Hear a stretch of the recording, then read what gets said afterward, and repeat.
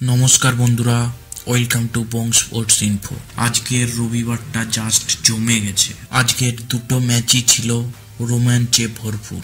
প্রথমে দুপুর 3:30 থেকে দিল্লি ক্যাপিটালস বনাম সানরাইজার্স হায়দ্রাবাদের ম্যাচ, এবং সন্ধ্যা 7:30 থেকে রাজস্থান রয়্যালস বনাম চেন্নাই সুপার কিংয়ের ম্যাচ। এই দুটো ম্যাচই ছিল পুরো পয়সা উসুল ম্যাচ। খেলাগুলোতে কি কি ঘটেছে সে বিষয়ে আলোচনা করব। খুবই ইন্টারেস্টিং ভিডিও হবে, শেষ পর্যন্ত দেখতে থাকো এবং চ্যানেলে প্রথমবারের জন্য এসে থাকলে চ্যানেলটিকে সাবস্ক্রাইব করে পাশের বেল আইকনটাকে অন করে দিও। প্রথমেই শুরু করি দিল্লি ক্যাপিটালস বনাম সানরাইজার্স হায়দ্রাবাদের ম্যাচ নিয়ে। প্রথমে সানরাইজার্স হায়দ্রাবাদ টসে জিতে ব্যাটিংয়ের সিদ্ধান্ত নিয়েছিল।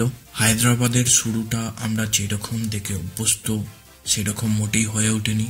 প্রথম পাওয়ার প্লেতে 4টি উইকেট হারিয়ে ফেলে। 5টি উইকেট হারাতে পারত।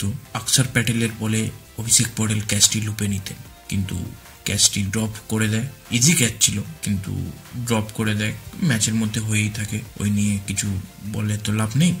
6 ওভারে 4টি উইকেট হারিয়ে ফেলেছিল, যেখানে অভিষেক শর্মা, ট্র্যাভিস হেড, ঈশান কিষান এবং নীতিশ কুমার রেড্ডি। এই নীতিশ কুমার রেড্ডি, যাকে হার্দিক পান্ডিয়ার সাবস্টিটিউট মনে করছিল অভিজ্ঞরা, সেই নীতিশ কুমার রেড্ডি আজ দায়িত্ব জ্ঞানহীন ভাবে খেলে 0 রানে আউট হয়ে গিয়েছিল।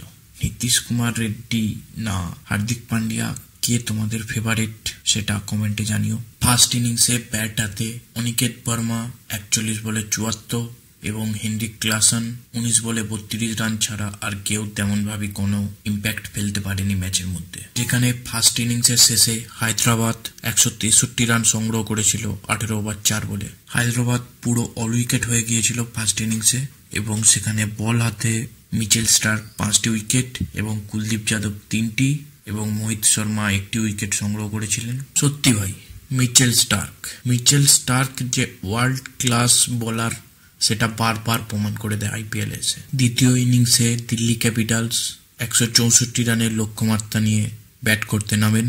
সত্যি ভাই, দ্বিতীয় ইনিংসের শুরুটা ফ্যাফ ডু প্লেসিস দানবের মতো করেছিল। 27 বলে 50 রান করে তিনি আউট হয়েছিলেন ঠিকই, কিন্তু তিনি যতক্ষণ মাঠের মধ্যে ছিলেন দর্শকদের এন্টারটেইন করেছেন। প্রথম দিকে জ্যাক প্রেসার এমসি গার্গ তিনি জাস্ট স্ট্রাইক রোটেট করছিলেন, কেননা ফ্যাফ ডু প্লেসিস অন্য সাইড থেকে মারছিল, তাই স্ট্রাইক রোটেট ছাড়া ওনার আর কোনো কাজ ছিল না। তারপরে ফ্যাফ ডু প্লেসিস আউট হওয়ার পরে এমসি গার্গ একটু হাত খোলার চেষ্টা করছিল, কিন্তু বেশি রান করতে পারেননি। আজকে দ্বিতীয় ইনিংসে কথা বলতে গেলে একটাই নাম বারবার উঠে আসে, যে জিসান আনসারি। তিনি প্রথম ডেবিউয়ে 3টে উইকেট সংগ্রহ করেছেন এবং 3টে উইকেটই ওয়ার্ল্ড ক্লাস লেভেলের। Faf du Plessis, Jack pressure, MC Garg এবং KL রাহুলের মতো বড় বড় তাবড় ব্যাটারদেরকে তিনি আউট করেছেন।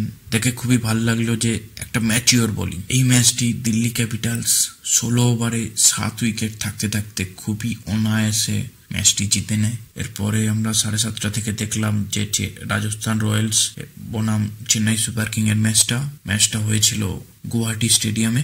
এই ম্যাচে চেন্নাই সুপার কিং টসে জিতে বোলিং এর সিদ্ধান্ত নেয়। ফার্স্ট ইনিংসে রাজস্থান রয়্যালস এর তরফ থেকে যশস্বী জয়সওয়াল এবং সঞ্জু স্যামসন প্রথম ব্যাট করতে নামে, এবং দুজনের কেউই আশাস্বরূপ ইম্প্যাক্ট ব্যাট হাতে ম্যাচেতে দেখাতে পারেনি। ফার্স্ট ইনিংসে ব্যাট হাতে রাজস্থান রয়্যালস 182 রান সংগ্রহ করেছিল 9 উইকেটের বিনিময়ে, যেখানে নীতিশ রানা 36 বলে 81 এবং রিয়ান পরাগ 28 বলে 37 রান ছাড়া আর কেউই ব্যাট হাতে তেমন কোনো ইম্প্যাক্ট ফেলতে পারেনি।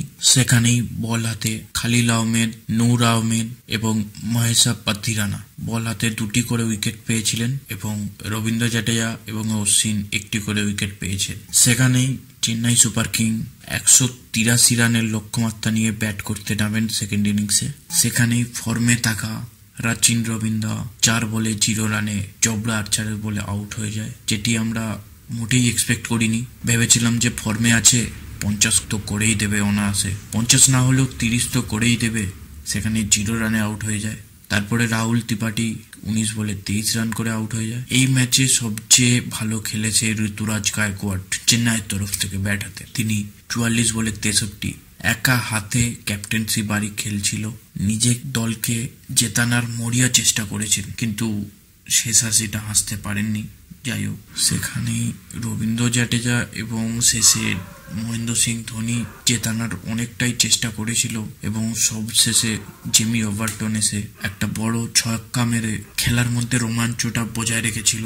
সন্দীপ শর্মা কেন ডেথ ওভারের স্পেশালিস্ট সেটি এই ম্যাচে বুঝিয়ে দিলেন। বল হাতে ভাই ওয়ানেন্দু হাজারাঙ্গা, ভাই অসাধারণ বোলিং। তিনি 4টে উইকেট সংগ্রহ করেছেন।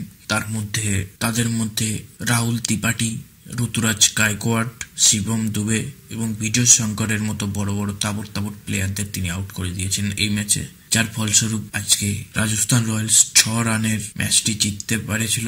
কিন্তু ওয়েল ডান সিএসকে, তারা শেষ পর্যন্ত লড়াইটা করেছিল এবং ধোনিকে দেখে আমার ভালো লাগলো, পার্সোনালি ভালো লাগলো যে ধোনি শেষ বয়সেও এরকম ম্যাচের মধ্যে ইম্প্যাক্ট ফেলতে পারে। যখন খেলছিল মনে হচ্ছিল না যে 40+ বয়স, মনে হচ্ছিল যেন এই 18-20 বছরের একটা দুরন্ত ছেলে।